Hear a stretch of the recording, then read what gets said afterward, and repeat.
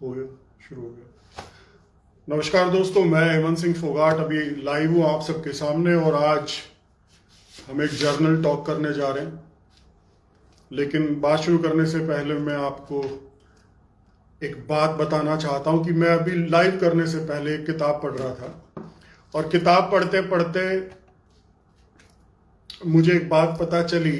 तो मुझे लगा कि अगर जो बात मैंने पढ़ी है वो आपको बताऊं तो शायद हो सकता है कि आपको कुछ मदद मिले जिंदगी का अपना लक्ष्य निर्धारित करने का, कि लक्ष्य कैसे प्राप्त करना, how to get target for life.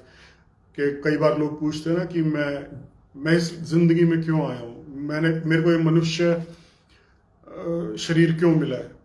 तो उसका जवाब ये है कि दोस्तों, जापान में एक थेरेपी होती है लंबा जीवन और खुशहाल जीवन जीने के लिए, और उसको बोलते हैं इकागाई।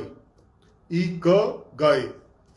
और उसके अंदर क्या थेरेपी है, वो क्या मतलब कि लाइफस्टाइल है कि जिस चीज में आप सबसे अच्छे हो, आप अपनी जिंदगी में देखिए कि आप किस चीज में अच्छे हो। जिस चीज में आप सबसे अच्छे हो वो काम आप दुनिया के भले के लिए करो। अब जैसे मेरे को ले लो, मैं लिखने में और फेसबुक लाइव्स के माध्यम से जानकारी देने में कामयाब हूं, सफल हूं। तो मुझे मैक्सिमम टाइम अपना लेख लिखने में, फेसबुक लाइव आके कुछ बताने में यूज करना चाहिए। तो उससे क्या है कि मुझे भी खुशी मिलेगी और आप लोगों को भी फायदा होगा। तो this is ikigai target for me, अगर मैं अपनी बात करके बताऊं। एनीवे, अब हम बात करते हैं कि देश में क्या हो रहा है। देश में हर टीवी चैनल पे एक ही बात हो रही है कि वंदे मातरम कांग्रेस क्यों नहीं गा रही, और कांग्रेस अड़ी हुई है कि हम तो दो ही छंद गाएंगे। और ये वंदे मातरम का मुद्दा हैरानी वाला इसलिए भी हो गया है कि मोदी जी ने एक कानून पास किया लोकसभा में और राज्यसभा में, और राष्ट्रपति की मोहर लगी उस पर। मतलब वो संविधान का हिस्सा बन गया कानून कि वंदे मातरम गाया जाएगा। और संविधान की रक्षा करने वाले कह रहे हैं कि हम जो संविधान में जोड़ दिया गया उसको नहीं मानेंगे। तो अब मैं तो मोदी जी के ऊपर अब आंख लगाए देख रहा हूं कि अब मोदी जी कांग्रेस का क्या उखाड़ लेंगे। मतलब कांग्रेस सरेआम कह रही है कि वंदे मातरम पूरा नहीं गाएंगे, तो मोदी जी कुछ नहीं कर पा रहे। और बेचारा कोई गरीब आदमी फंस गया ना किसी दिन कि जी इस गरीब ने वंदे मातरम नहीं गाया तो उसको उठा के जेल में डाल देंगे।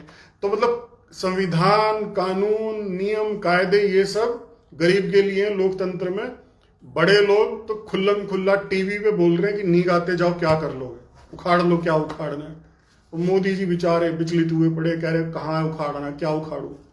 सो ये एक पक्षपात है। आम जन और वीआईपी जन, दो अलग चीजें हो गई देश में।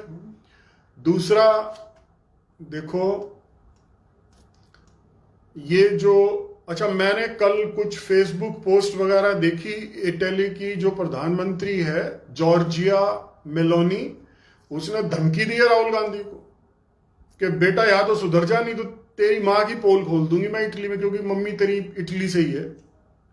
और बोली ऐसा काम करूंगी कि कहीं मुंह छुपाने लायक नहीं रहेगा। तो गलत अटैक मार दिया मोदी जी पे, और वो अटैक मेलोनी को इटली में जाके लगा, और उसने सीधा राहुल की मां का पोल पट्टी खोलने का धमकी दे दी।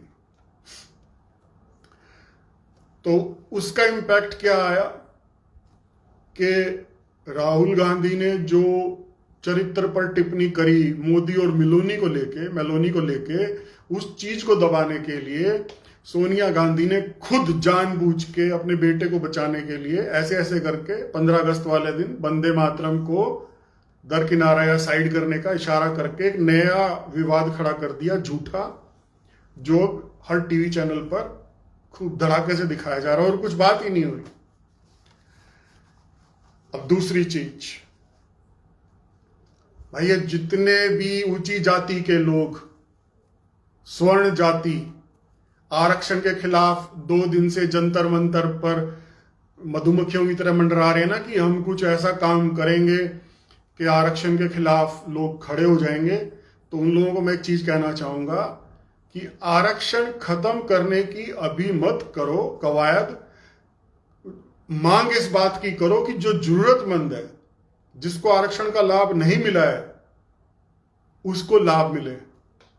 क्योंकि आरक्षण खत्म होने से क्या होगा, ठीक है एक फेयर कंपटीशन होगा, लेकिन जो लोग आर्थिक रूप से कमजोर हैं वे लोग शायद पिछड़ जाएंगे, मुकाबला नहीं कर सकते। हिसार के हालात बता दूं, हिसार के हालात ऐसे हैं कि सारी जनता खौफ में है। कल शुक्रवार था, दफ्तर भी लगे हुए थे, सब कुछ था, लेकिन जनता सड़कों पर नहीं थी। आज भी मैं बाजार में गया एक दो काम करने, या मतलब जो मेरा था मामला उसको ठीक करने, तो मैंने क्या पाया, शहर में दहशत है। और ये जितने भी लाइसेंसी रिवॉल्वर लेके घूमते हैं ना रोप बनाने के लिए, उनसे एक ही बात कहना चाहूंगा कि बेटे चलानी बड़ी भारी पड़ती है, इसलिए इन रिवॉल्वरों को ना घर ही रख के निकला करो बाहर। इतना ही कहना आया हूं, ज्यादा कुछ नहीं कहना चाहता। ये पीछे जिनी जिम का मैंने बैनर लगा रखा है, ये वाकई बहुत अच्छा जिम है। अगर आप जिम वगैरह जाने की सोच रहे हो तो इस जिनी जिम में जरूर जाके आना, डिफरेंस पता चलेगा। और जिम्स को भी ट्राई करना, जाना वहां पे देखना, और फिर इस जिम में भी जाना, you will definitely feel a difference. फिलहाल मैं इस लाइव को समाप्त करता हूँ। छोटा सा लाइव करने आया था और वो मैंने कर दिया। Thank you.